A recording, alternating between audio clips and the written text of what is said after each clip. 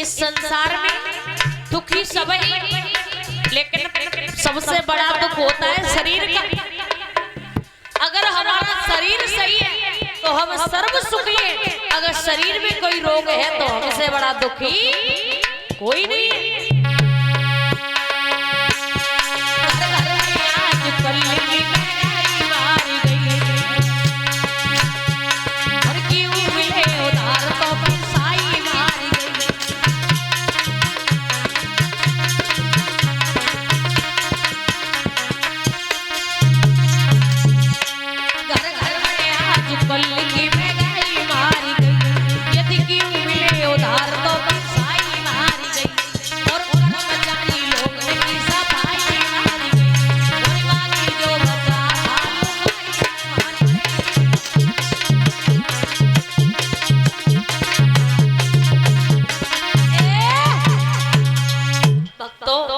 संसार में पूर्ण सुखी कोई नहीं है, इसलिए जितना भगवान ने दिया है, जो दिया है उसमें खुश रहना सीखो, वरना ज्यादा के चक्कर में जितना है वो भी चला जाए।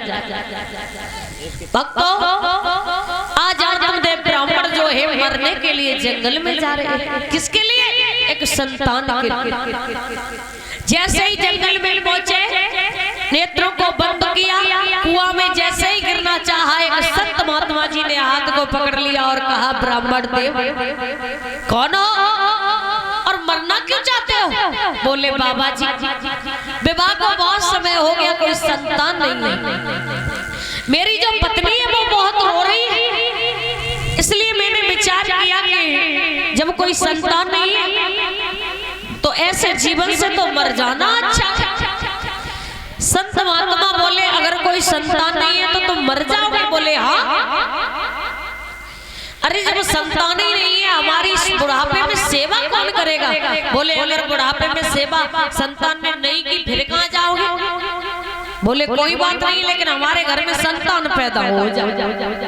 ध्यान रखना, आजकल आप लोगों ने देखा होगा, इधर की हमें पता नहीं है, अपने उधर की बता रहे हैं, अपने क्षेत्र की 100% में से 20% बच्चे माता पिता को भोजन दे रहे हैं, वरना शादी हुई न्यारे हो गए, माता पिता अलग भोजन बना रहे हैं और बच्चे अलग भोजन बना रहे हैं, बहू और लड़का। आपके यहाँ तो खैर नहीं होगा ऐसा, लेकिन होगा, थोड़ा होगा, है जरूर, असर सब तरफ है। तो माता पिता की सेवा इस कलयुग में नहीं हो रही,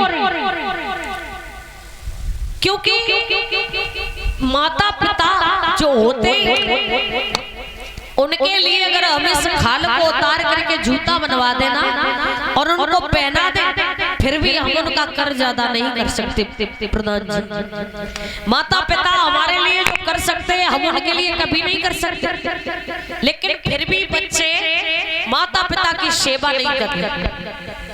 अच्छा, तुम्हारे गांव में जितने लोग बैठे हैं माता बहना ज्यादा है नहीं, कथा भागवत भगवान का नाम लेने से भी कुछ नहीं होगा अगर तुम्हारे माता पिता दुखी हो।